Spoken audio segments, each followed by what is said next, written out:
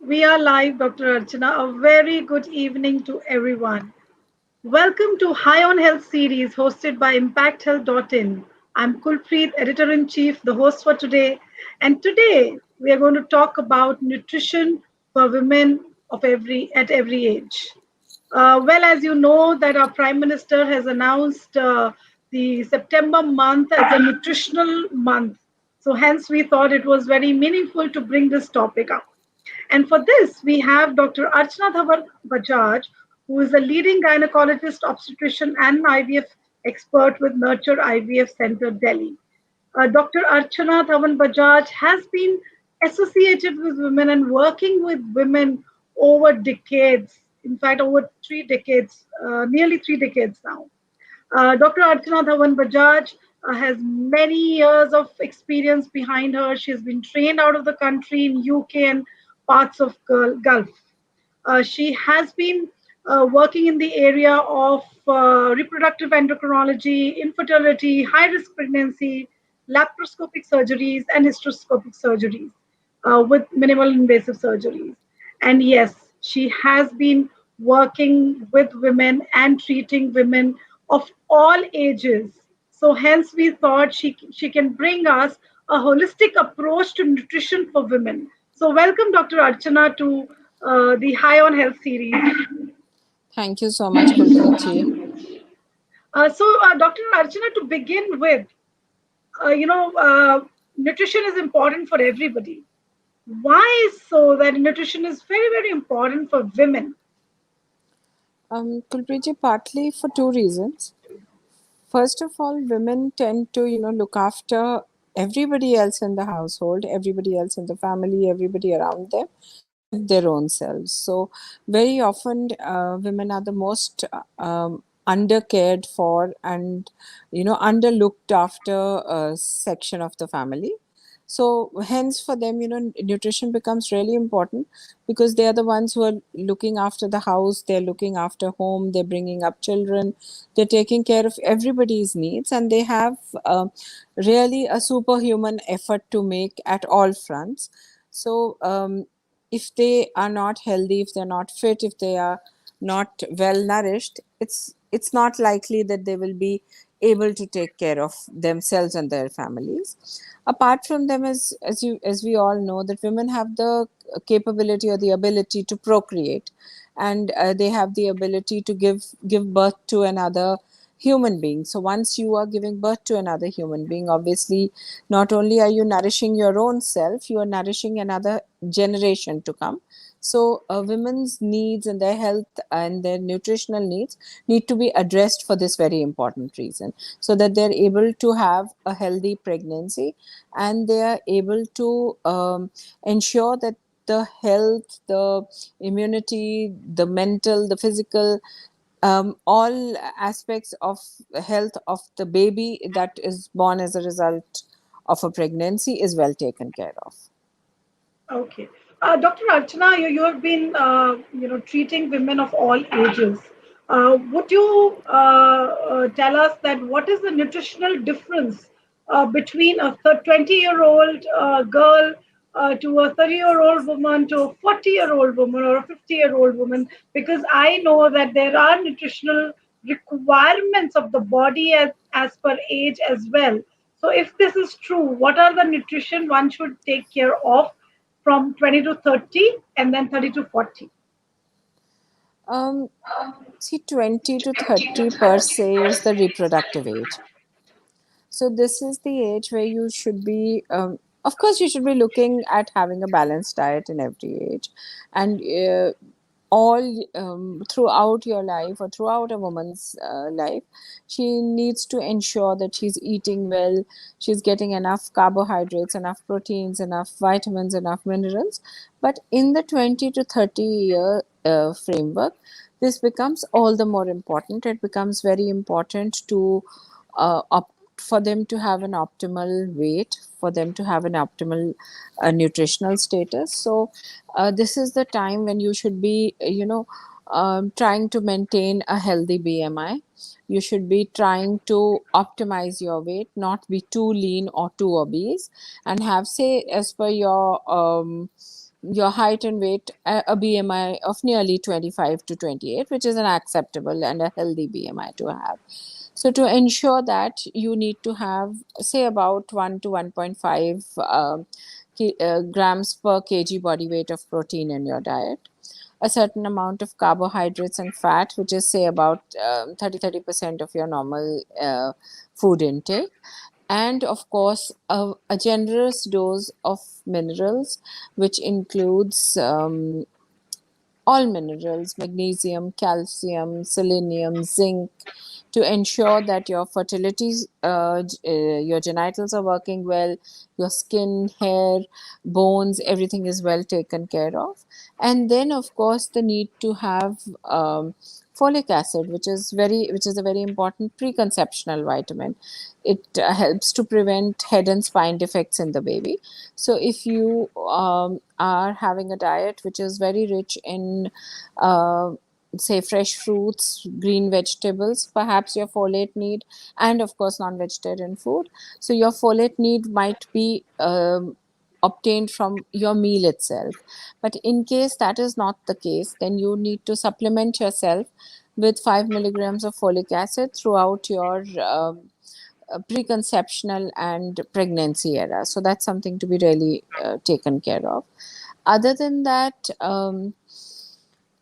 enough intake of vitamin D or enough sun exposure so that vitamin D is converted into the utilizable form, enough input of calcium, iron. Iron specifically is very important in this age group, as is vitamin D and calcium, because once you give birth to a baby, babies are parasites. They're going to draw their iron and calcium requirement from the mother, irrespective of what the mother's nutritional status is. So if you are undernourished with respect to iron, as in you're anemic and you'd have a low vitamin D reserve or a low calcium reserve in your body or a low iron reserve, you not only will you give the child less of the nutrients, you will yourself become nutrient deprived, and that could have serious health impacts. In fact, one of the leading causes of maternal mortality in India still continues to be malnutrition and anemia.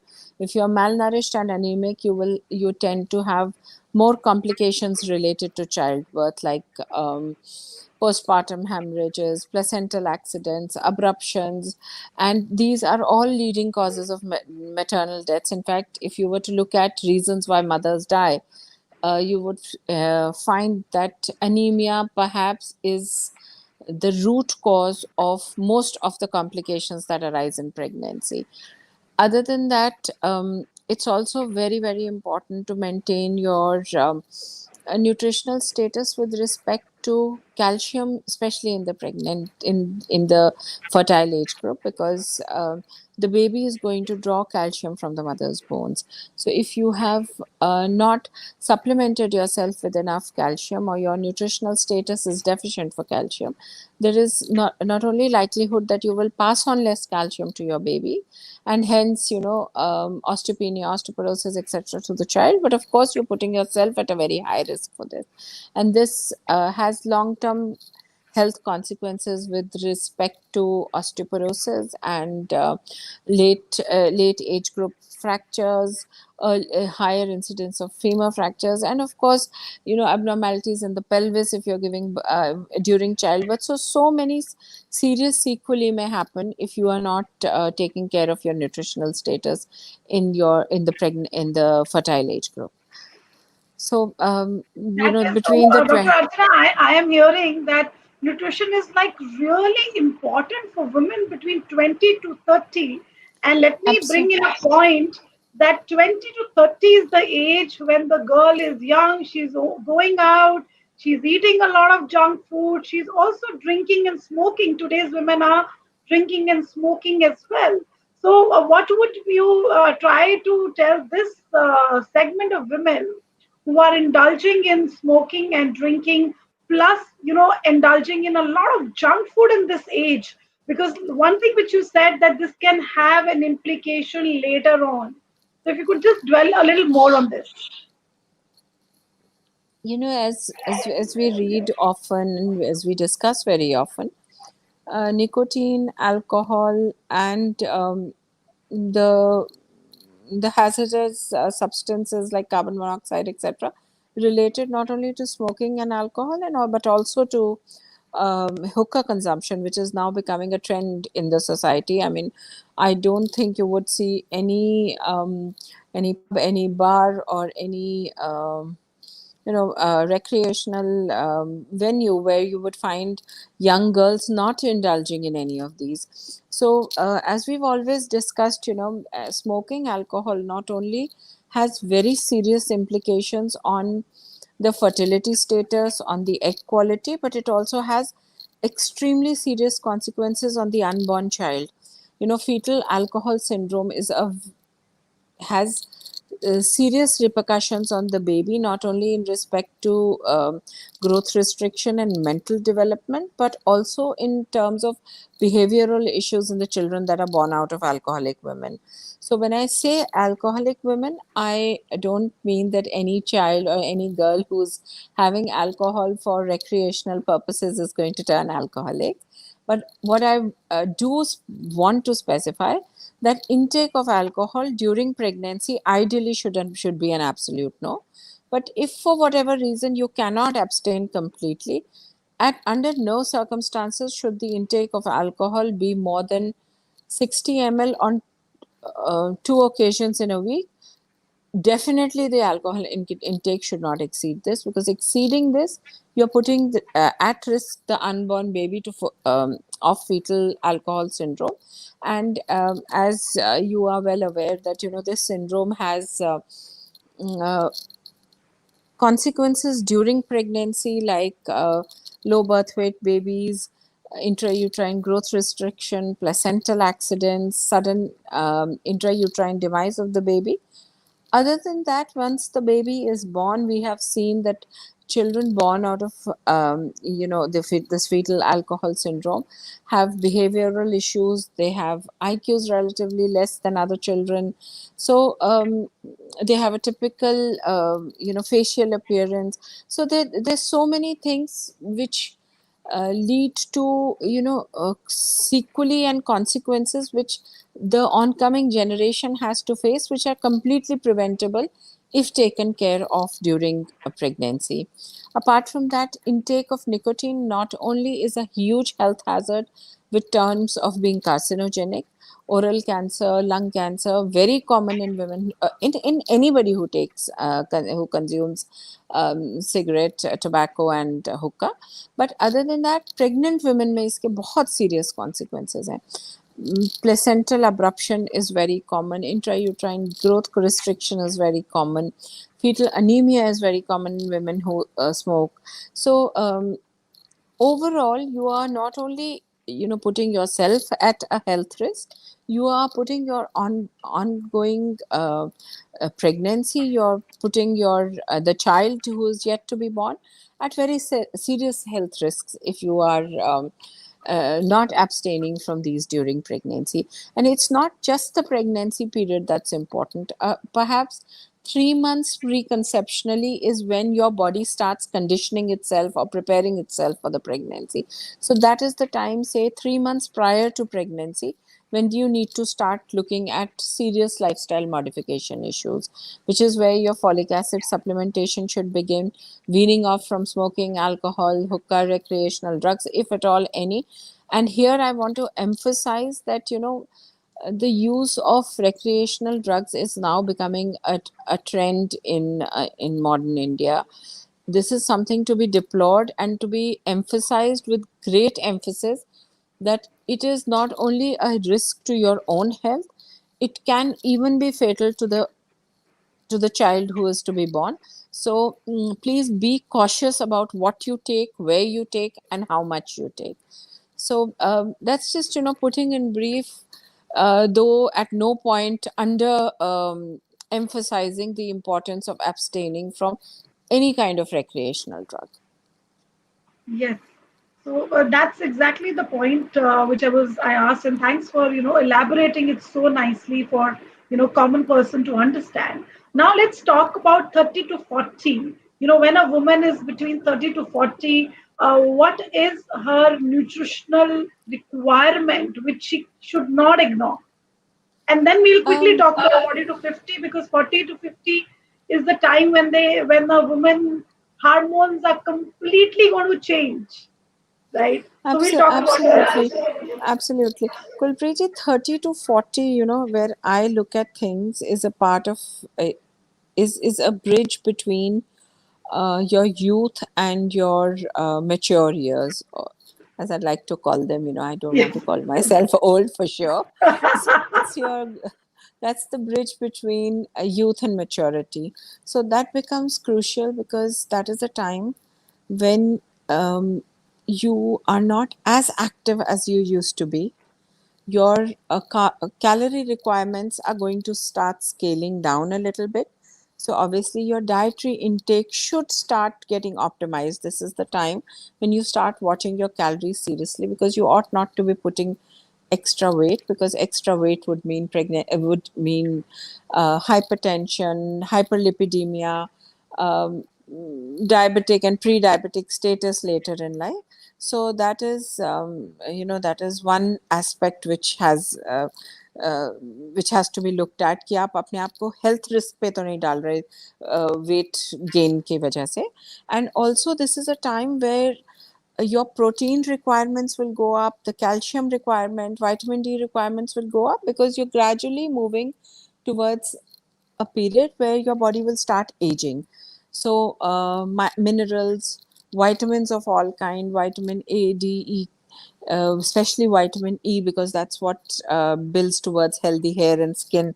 This is the time of your age, when gradually wrinkles start setting in, skin starts to lose its texture, hair starts to become rough and scaly. So that's this is the time when you should be looking at an adequate intake of vitamin A and vitamin E. Vitamin B, C becomes very important because aging starts, resistance starts to decrease. So vitamin C has a very important role to play here. Vitamin B12 specifically has a very important role to play, because the body is getting older. Your body systems are, need that little extra vitamin B12 to be able to function well. A very important nutrition nutrient, but very often underrated nutrient at this point becomes the availability of iodine, because North India is endemic for thyroid deficiency. So if you have not been tested for thyroid, which is a bit rare now, because women are aware, and pregnancy mein almost everybody is tested for thyroid. That's a WHO recommendation. So usually by the 30s and 40s, this is the time when you start developing hypothyroidism. So intake of iodized salt, intake of perhaps if you're a seafood eater, then intake of fish becomes very important as a source of iodine.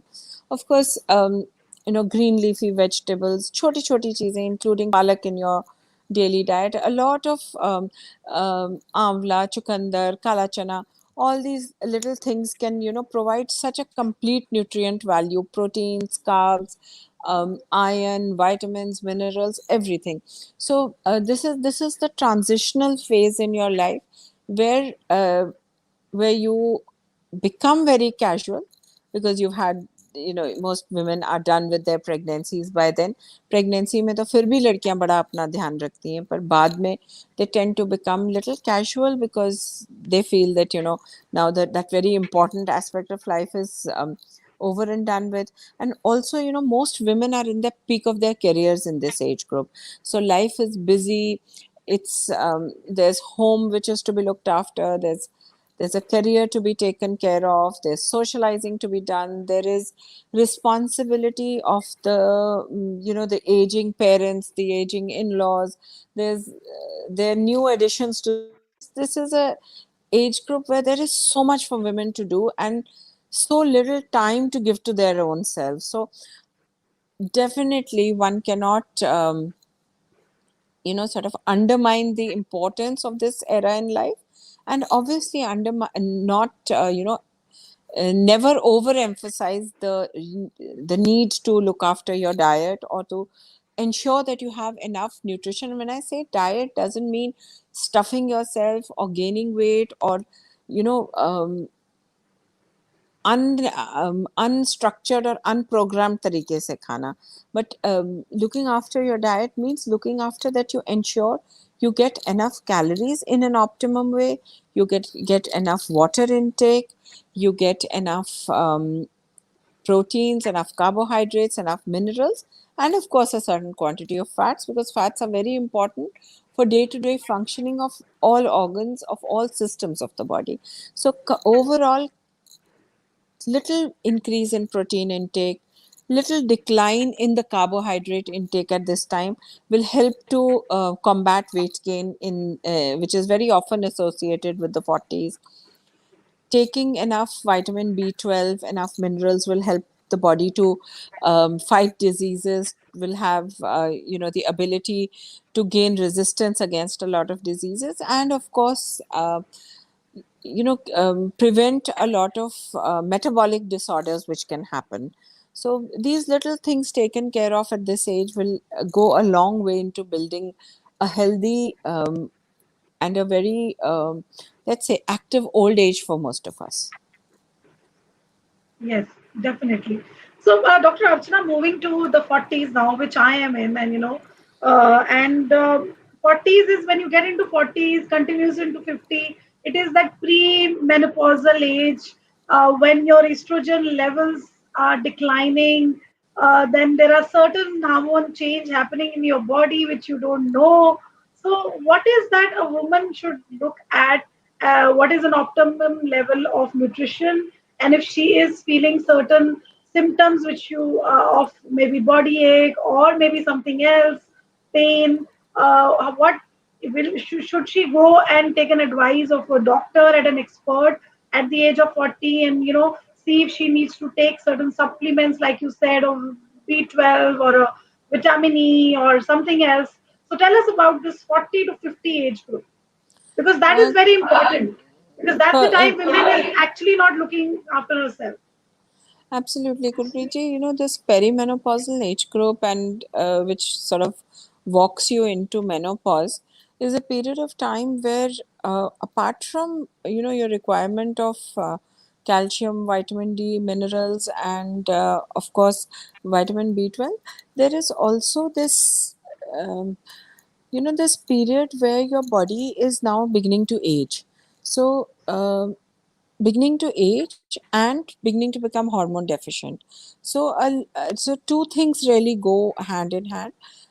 On the one end, you want to ensure that you're not gaining extra weight, so you want to kind of scale down your calorie intake a little bit. Say perhaps if you were having somewhere between 2,500 to 3,000 calories during your 30s, you would want to say somewhat bring them to around 2,200 to 2,500 for an active middle-aged woman. So it's scaling down the calorie intake a little bit. However, scaling up the protein intake and kind of optimizing the carbohydrate intake. So this is the time when you need to watch out कि रोटी, चावल, पराठे, पूड़ियाँ, समोसे, कचौड़ी, इन सब चीज़ों को थोड़ा थोड़ा थोड़ा धीरे धीरे कम करना शुरू कर दें. और simultaneously, if you are a non-vegetarian, this is the time when your focus should be looking at having a lot of egg white, chicken, fish, whole pulses, sprouts, soya products especially so, because soya products contain phytoestrogens, which are a kind of natural source of estrogen. So for perimenopausal women where estrogen deficiency starts setting in, um, certain symptoms like irritability, hot flushes, vaginal dryness, bone pains, along with a cessation of menopause. So this is a time where the role of soya products as a source of natural estrogen, it becomes very very important. So for all those I of have a us, question. I have a question here. Sorry to interrupt you here. I have thyroid, right? And people with thyroid, they're told that soya is not for you. So if you're saying soya is so important at the age of 40 when you are, in your perimenopausal age, so what do we supplement this soya with? Kulpreet, when you say that soya is not the right thing for women with thyroid deficiency to have, uh, if you are euthyroid on medication, a small amount of soya or a small amount of cabbage or a small amount of turnip or a small amount of kale leaves, the foods that one would typically put aside for women with hypothyroidism is really not going to harm. So what you need to do is to optimize. And if you for some reason are so thyroid deficient that you cannot at all have soya products, etc., then you could have evening primrose oil. That is, that's a capsule of 1,000 milligram of evening primrose oil, which will ensure that your perimenopausal symptoms are taken care of. Of course, there is the option or the availability of taking hormone replacement therapy, which is something women with severe postmenopausal symptoms could look at. But HRT is something not to be, sort of prescribed without caution. So it's to be taken under supervision, monitored, ensure that breast cancer, cervical cancer, and other perils of HRT are kind of monitored and taken care of. So a a softer way to get rid of the perimenopausal symptoms could be things like taking vitamin E, um, either through natural dietary sources or oral supplement of vitamin E. Supplementing it with vitamin D and calcium and a B complex should be a good idea, to tide over your perimenopausal age group. क्योंकि menopause के साथ the assimilation of calcium in the bones decreases because of a hyperestrogenic environment. So menopausal women or perimenopausal women are at higher risk of calcium deficiency and osteopenia and osteoporosis. So a good idea would be to just increase your milk and milk product intake during this period. Try and supplement with an oral form of calcium in this period. Sprouts, kala chana, whole pulses, broccoli, avocado, normal all green leafy vegetables, peppers, ghia, tori, tinda. They're all sources of good vitamins. They're all sources of different kinds of B complex, folate, vitamin C. So normal Indian diet with a little bit of optimization, as in moving little more towards protein rich substances, decreasing fats from your diet marginally, decreasing carbohydrates marginally. So this little optimization of the diet, so to say, should be able to really help you tide over the menopausal period easily. Then there are issues of water retention in this period, so drink a lot of water, avoid too much of coffee, switch from regular caffeinated tea rich in tannin to say a green tea or a chamomile tea, which is much much softer on caffeine, much and very high in antioxidants, which can help you tide over water retention, which can help you tide over joint pain. So a little bit of modification at every level can help to get over this menopausal period with a lot of ease. Marginally reducing salt intake, reducing sugar intake, or replacing it with a healthy option like either good or shakkar or honey if you are not diabetic, or replacing it with a sort of sweetener like stevia. This can help you, help in ensuring that you don't gain too much weight in this period. Your sugar levels are well maintained. Plus, switching to, say, if you have a sweet tooth, instead of having too much of desserts, move to healthy options like a dark chocolate, which is good for the heart, which is very good for ensuring you maintain a good activity level. Water retention doesn't happen with the dark chocolate. So little things contribute towards building up a healthy lifestyle. Instead of having say gulab jamun, rasgulla, gajrela, move towards having more fruits, move towards having a dark chocolate, move towards scaling down the portion of the sweets you have. So little changes in your daily diet can go a long way in building a healthy future. Right. Thank you, Dr. Archana, for this elaborative, explanation. One thing I have my one or two questions left. Two things. One thing which you have mentioned again and again is osteoporosis.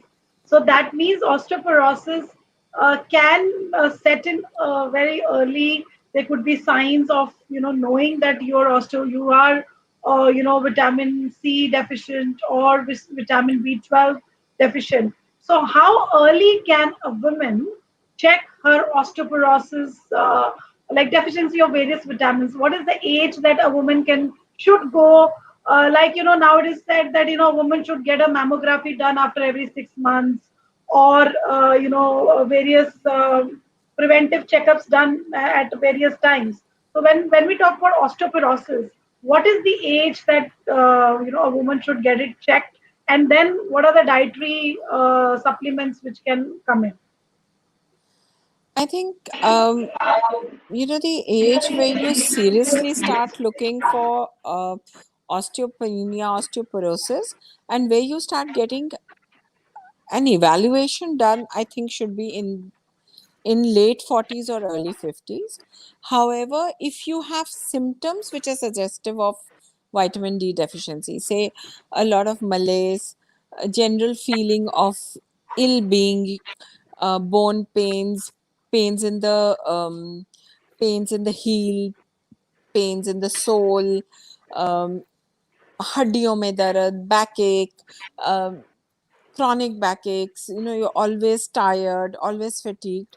If you are in that subgroup of women, then maybe even as early as in your 30s or say beyond the age of 35, if you've evaluated and ruled out things like hypothyroidism, diabetes, etc., or anemia even for that matter, and if you're non-anemic, non-diabetic, non-hypothyroid, and if you still continue to have these symptoms, this vague discomfort in the back, a chronic back pain, pain in the heels, पैर नीचे रखो, एड़ी नीचे रखो और दर्द होती है, pain in the joints, um, pain in any major bone. So if you have any of these symptoms, perhaps even at a younger age, you can get your vitamin D levels evaluated, you can get your calcium levels evaluated, and perhaps going a step further, you can get yourself evaluated for presence of osteoporosis or osteopenia by getting the bone mineral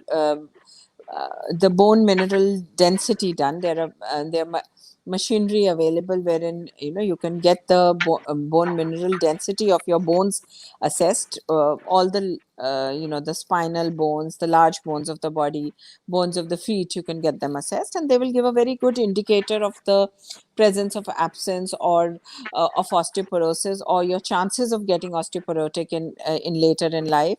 So these things should be done in at a younger age if you're symptomatic, and if you're asymptomatic, then perhaps maybe in your 50s would be a good time to evaluate it any which ways.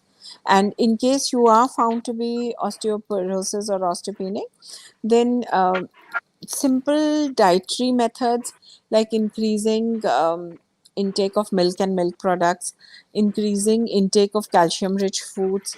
If you're a non-vegetarian, then increasing the intake of non-vegetarian foods and proteins to supplement.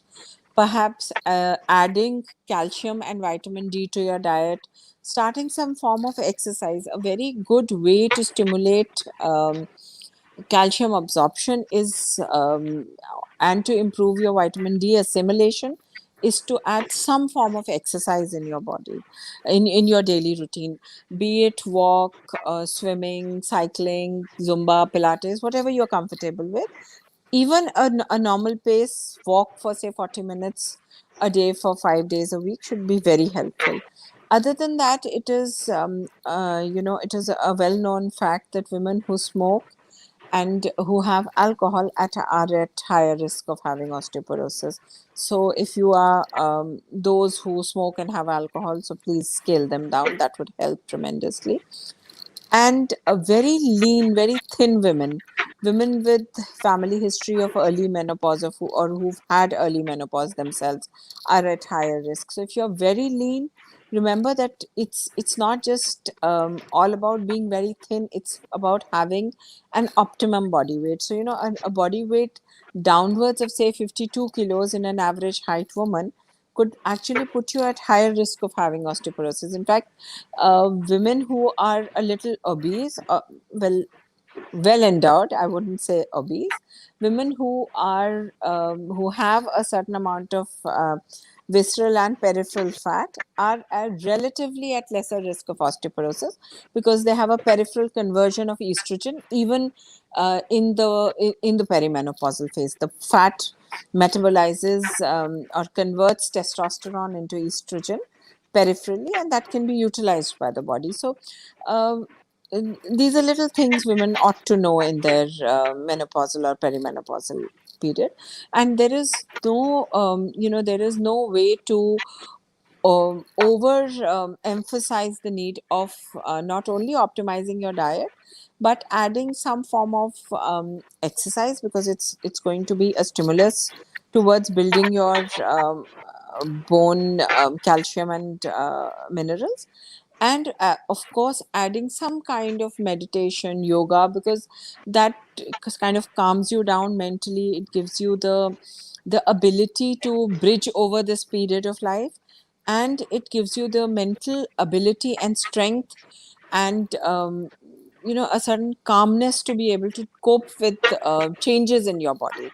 See, a woman who suddenly stops menstruating, she encounters vaginal dryness, loss of libido, there's less sexual interest, there's difficulty in having intercourse, there are pains in the body, bone aches, there's less drive to do work, there is less drive to be involved in day to day activities. So if you are sort of looking at holistic measures, yoga, meditation, some joining a support group, joining having friends whom you can talk to, all this really helps in bridging over this period. Thank you. That was like really nice, and I am definitely going to get my, DEXA done, because I am having pains in my heels, and that's a good indicator which you gave. And so definitely I'm going to do that. So Dr. Archana, before you go, we have some questions coming in from listeners. So there's one question, and it's a very, very valid question on diet. Sanskriti is asking, nowadays every second girl has PCOS. What diet one should take to stay healthy? So that's a very valid question, actually. Kulpreet, while we are talking of the adolescents and PCOS, I think we'll just spare this, take this extra little minutes to discuss about a huge trend amongst the adolescents now, and that is the trend to look extremely lean. This phenomenal drive our young girls have to have that model like body. They will hero worship, or they will idolize the glamorous models and thrive to have that kind of bodies. So this is the age group where diseases like anorexia and bulimia become very common, and these Yeah. are not only diseases of the health or the body, the diseases of the mind. So this is a word of caution to young girls and to their mothers, that if you see that your child is avoiding food, is avoiding sitting with the family while eating, says मैंने खा लिया है, मेरा तो पेट भरा हुआ है, मैं खा के आई हूँ, and you never actually see your child eating. So that is something to be alert. That's a word of caution for most mothers. Also, if you suddenly see your child is losing weight tremendously, all the medical parameters being fine, you feel your child, especially your daughter, is losing weight, she's exercising beyond what seems to be healthy exercise pattern, or after each meal she's just suddenly disappearing to vomit it all out. So please keep an eye for these things, because these lifestyle diseases are common in young adults, and parents need to be aware of them, because these have health related issues, they have fertility related issues, and they have huge psychological implications. So while we were on adolescents and young adults, I thought it might be worth mentioning this. And of course, as Sanskriti asked, yes, PCO is very common, and especially in the population that I deal with, since I have I particularly deal with the fertility related age group. So in our kind of population, and in the urban population where PCO tends to be a little more common, we see as high as 40% incidence of PCOS. So PCOS typically is associated with obesity. However, it is not that all PCOs will always be obese. You will see a fair set of PCOs who are extremely lean or have optimal body weights. But of course, yes, PCOS will have a higher association with obesity, with hyperlipidemia, with irregular periods, hirsutism, extra hair on all parts of the body, delayed periods, weight gain, infertility. So in girls who have any of these features, they should, of course, they could happen in the younger adolescents even without PCO. A lot of young girls who just start their periods may have irregular periods even with a normal ovarian distribution. But if you persistently have irregular delayed cycles, or you're rapidly gaining weight, or you have a history of diabetes or PCOS in the family, or you are you're suddenly becoming very hirsute, your hair distribution around the chin, around the arms, around on over the abdomen, around the nipples. So if any of this is happening, you're probably at higher risk, or you of having PCOS.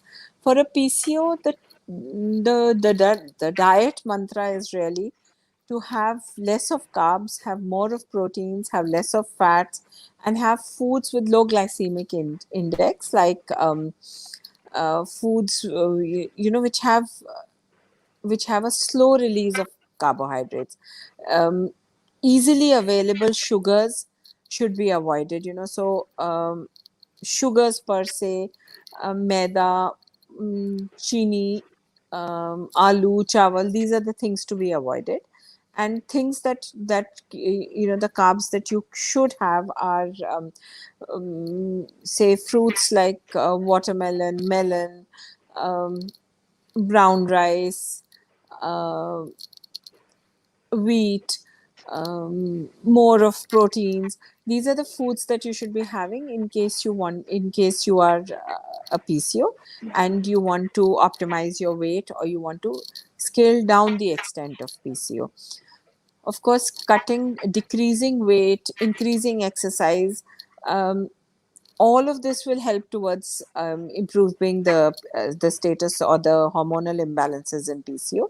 In fact, the rule of thumb is that if you optimize your weight by 10%, you increase your chances of ovulation by nearly 4 times. So you kind of, if you have anovulatory cycles and you decrease your weight by 10%, your body weight by 10%, you are actually increasing your chances of having a regular menstrual cycle and ovulating regularly by about 4 times the pre weight loss period.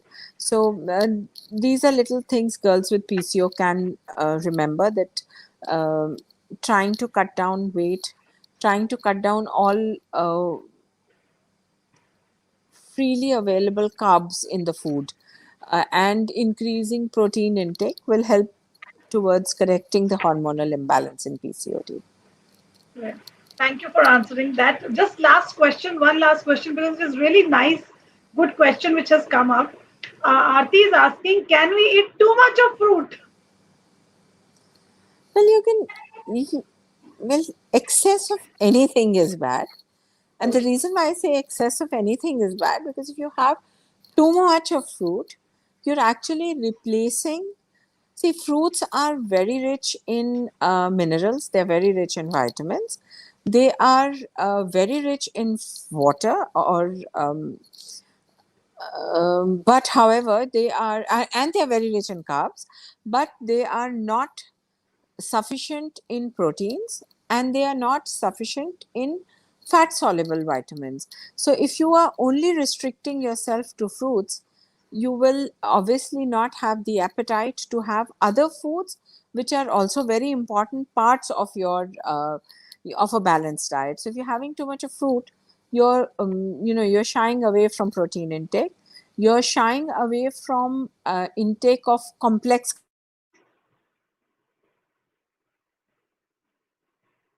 carbohydrates, Dr. Archana, we have lost your voice. you Ah, are you're shying away from fats, and you are shying away from vitamin A, D, E, and K, which are all fat soluble vitamins. So there is you can never emphasize enough on the need of a balanced diet, which includes all the nutrients to run the body smoothly. So, if you're having too much of fruit, you're doing yourself a lot of good in terms of one set of nutrients, but you're depriving yourself of very important other sets of nutrient. So, that is where the peril of having too much of anything is not good. right. Yeah, that's the reason I wanted to take this question because I also take too much of fruit, but yeah, I limit itself and have a balanced diet. So thank you, Dr. Actually, Kulpreet Archana. ji, in a very simplified manner, जो हमारी Indian diet है, normal दाल रोटी सब्जी, some Ah, amount of dahi salad, हरी सब्जी, if you were to look at that diet and if you were to just stick yourself to a normal Indian diet जिसमें बहुत ज़्यादा fancy foods भी नहीं included हैं, junk food included नहीं है, so that diet actually provides you everything. It gives you the right amount of protein, right amount of carbs, right amount of fat, right amount of mineral, vitamin, water, सब कुछ comprehensively देती है वो diet. right. Actually, matlab I had gone to a dietitian and the diet she gave me was very. It had all the things which we eat on a daily basis, and in Indian hari sabji, You palak, your dal, and sprouts and in fact, salad and even a small amount of ghee or तेल, और सरसों का तेल और coconut oil, या just perhaps a 2 to 3 teaspoons of ghee into your daily diet is taking care of your fat intake. And fat has a very important role to play in the metabolism, in some routine metabolic processes in the body. And of course it's very important because it's a carrier for the fat soluble vitamins. You will have people who have deprived themselves completely of fat, and they will have xerophthalmia and other eye related disorders because of vitamin A deficiency. So you can never overemphasize the virtues of a normal Indian diet, jo hamare, in fact, Kareena Kapoor got her her size zero just with an optimum Indian diet. So you really can never overemphasize the benefits and the virtues of our own diet.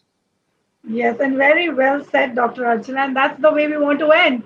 Guys, please have optimal Indian diet, and that's fully nutritional. That's what I think the message is in the end from Dr. Archana. And Dr. Archana, thank you so much for your time. We have over exceeded. We thought that we'll finish it in 30 minutes to 40 minutes. We've been talking for almost 48 minutes. Thank you so much for your valuable Thank you time so much, and Kulpreet. sharing your wisdom and knowledge with the world. I request all the women to listen to this program who came in later to actually see that what kind of nutrition impacts your life, and it is so important to have the right nutrition at different ages. That's very critical. So thank you so much, Dr. Archana, Thank you for this so much, session. Kulpreet ji. Thank you. Yes.